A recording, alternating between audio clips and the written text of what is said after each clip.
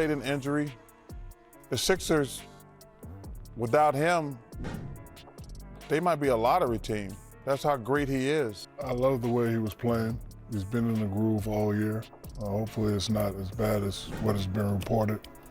But I feel for the kid. Did you know that Joel Embiid was actually drafted in 2014, but didn't play his first game until 2016 due to a foot injury? That's a pretty shocking fact for someone who's considered one of the top players in the NBA. However, Embiid's career has been full of ups and downs. While he's undoubtedly one of the most talented centers in the league, there are a number of factors that cast a shadow over his success. His health issues, occasional suspensions, and questions about his ability to be a consistent team player have made fans and analysts alike raise eyebrows. That being said, let's take a closer look at how bad Joel Embiid really is as a player. From the very start of his NBA career, Embiid has faced major injury setbacks that have kept him from truly reaching his full potential. We start with the big fella in Philadelphia, Danny, with Joel Embiid. I gotta be real, Danny. I was disappointed and I was upset at Joel Embiid for not playing in that game against Nikola Jokic. Now, nonetheless, we see what's happened now with Joel Embiid, who suffered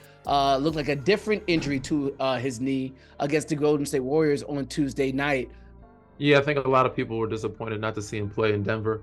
Regardless if he played or not, they were very much shorthanded. Drafted third overall by the Philadelphia 76ers in 2014, Embiid had to sit out his first 2 seasons due to a series of foot injuries, including a stress fracture in his right foot. This forced him into what many call the trust the process years, where he spent 2 years off the court with only rumors and anticipation building about his future. But when he finally stepped onto the floor in 2016, he proved just how good he could be, averaging 20.2 points, 7.8 rebounds, and 2.5 blocks per game. Yet, despite his talent, the injury issues didn't disappear. Over the next few years, Embiid's career would be marred by constant injuries. He's dealt with knee problems, back pain, and even a minor hand injury that caused him to miss time in 2018. If your body doesn't react well, and if your body tells you one thing, and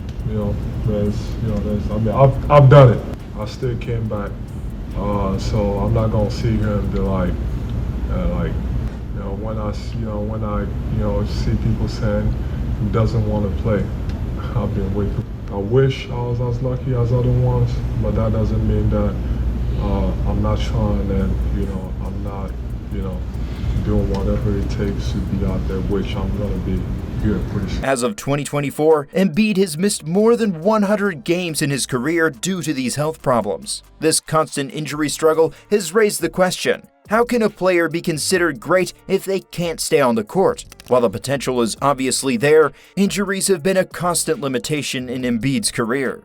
Embiid's injuries are one thing, but his behavior on the court has also been a topic of controversy. His skills as a center are unmatched, as he has the ability to dominate both offensively and defensively. Unfortunately, there's no denying that he can be a liability when his emotions get the best of him. Embiid has been known for his temper, and this has led to some unfortunate moments where his behavior has hurt his team. One example that stands out is the 2018 incident where Embiid got into a scuffle with Boston Celtics center Aaron Baines, earning himself a 1-game suspension. While that specific incident didn't lead to any long-term damage, it highlighted the underlying issue of Embiid's sometimes reckless temperament. Another issue with Embiid has been his inability to stay out of foul trouble during crucial moments in games. He has been known to rack up unnecessary fouls, often at the worst possible times. In the 2021 playoffs, Embiid was frequently in foul trouble, especially in the series against the Atlanta Hawks. Never give up. Gotta keep it going. I think, I mentioned it, a couple of days ago. Even if I can't jump and I can't move the way I want to, or if my body's not responding the way it should be, but I just love to play, and I just felt like I didn't want to, give that up. I wanted to, get that opportunity to, be on this stage and, be part of it, and I didn't want to let him down. He ended up fouling out of a pivotal Game 6, which was a major blow to his team's chances of advancing. Despite his undeniable talent, moments like these raise questions about his basketball IQ and decision-making. Furthermore, Embiid's commitment to the team dynamic has often been called into question. In 2021, after the 76ers' disappointing playoff exit, rumors started swirling that there was tension between Embiid and his teammates, particularly star guard Ben Simmons. In one post-game interview, Embiid made a cryptic remark about not being able to win without a solid team around him. Many took this as a dig at Simmons, and it raised doubts about Embiid's leadership qualities. Now the NBA is investigating the Sixers and Embiid about they faking injuries.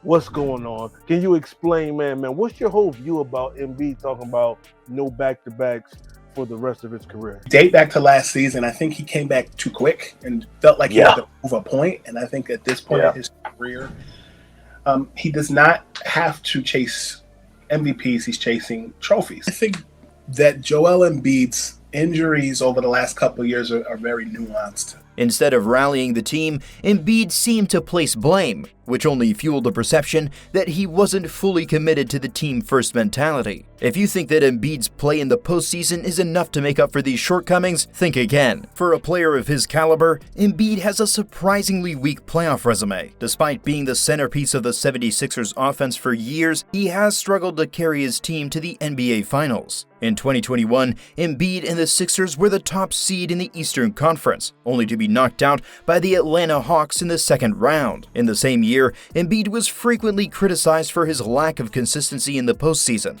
even as he posted solid individual numbers. Over the years, his inability to dominate in the playoffs has become a running theme. It's also worth noting that Embiid's presence on the court doesn't always translate into winning games. While he's certainly a statistical machine, there have been times when his impact has not resulted in victories. Despite his impressive 2021-2022 season, where he led the NBA in scoring with an average of 33.3 points per game, the 76ers were still eliminated in the second round of the playoffs. In the regular season, Embiid can look like the best player in the league, but come playoff time, his performance often falls short when it matters the most. Another concern with Embiid is his conditioning. While he's in excellent shape for his size, there have been times when his stamina has been questioned. Embiid tends to tire easily during long stretches, especially in fast-paced games. His inability to consistently keep up with the pace of the game has been seen as a weakness, particularly when facing up against more mobile centers in the league. His stamina issues have also been linked to his previous injuries, but regardless, it's something that has hindered his performance at times. Despite these criticisms, it's impossible to ignore Embiid's undeniable talent. When he's healthy and focused, he's one of the most dominant players in the NBA. He can shoot from anywhere on the court, is an elite defender, and has a decent basketball IQ. But as much as his individual greatness shines through, it's fair to question whether he'll ever be able to lead a team to a championship. The fact remains that Embiid's career is full of promise, but it's also riddled with question marks that have yet to be fully answered. The talk about Embiid's ability to lead a team also extends to his performance in high-pressure moments. In the 2021 and 2022 playoffs, there were times when Embiid's performance was less than stellar under pressure. His tendency to miss key free throws in clutch situations, combined with his occasional lapses in focus, have made fans and analysts wonder if he has the mental fortitude to handle the stress of postseason basketball. His moments of brilliance are often overshadowed by those where he struggles to step up when his team needs him most. Joel Embiid is undeniably one of the best centers of his era, but when compared to the legends who have played his position, it's clear that he doesn't quite match up, at least not yet. Players like Shaquille O'Neal, Kareem Abdul-Jabbar, and Hakeem Olajuwon set the standard for dominance in the paint. Shaq, for instance, was a force of nature who could take over a game with his size and strength alone. He led his teams to multiple championships and was nearly unstoppable in his prime. And there's Kareem, whose skyhook was arguably the most unstoppable move in NBA history, leading him to 6 championships and a career full of accolades. Hakeem Olajuwon, on the other hand, was known for his footwork and defensive mastery, leading the Houston Rockets to 2 titles in the 90s. Embiid, while an impressive talent with all the right tools, hasn't shown the same consistency, dominance, or ability to carry his team to a championship. His injury history and playoff struggles put him behind these legends, and until he can lead a team deep into the postseason and stay healthy, his legacy will always be lacking when compared to those true giants of the center position. There's also the issue of his reputation among NBA analysts and personalities. Some have praised Embiid for his talent and potential, but others have been quick to point out his flaws. NBA analyst Stephen A. Smith has been particularly critical of Embiid in the past, suggesting that he's underperformed in big moments. In a 2021 segment, Smith emphasized that while Embiid is an extraordinary player, he has yet to prove himself as a consistent playoff performer. Similarly, former NBA coach Stan Van Gundy has pointed out Embiid's struggles with decision-making in crucial games, adding to the belief that Embiid still has room to grow as a player and a leader. Despite all the criticisms, one thing is clear: Joel Embiid is a highly skilled player who has the potential to become one of the greatest centers of all time. But the road to greatness is long, and his legacy is still up for debate. Will Embiid be remembered as a generational talent who never quite reached his peak, or will he rise above the challenges to finally lead his team to a championship? Only time will tell, but as of now, his career remains one of the most intriguing and unpredictable stories in the NBA. To sum it up, Joel Embiid is far from a perfect player. While he has the physical tools and skill set to be considered one of the best in the league, his injury history, emotional outbursts, and occasional lapses in performance have hurt his reputation.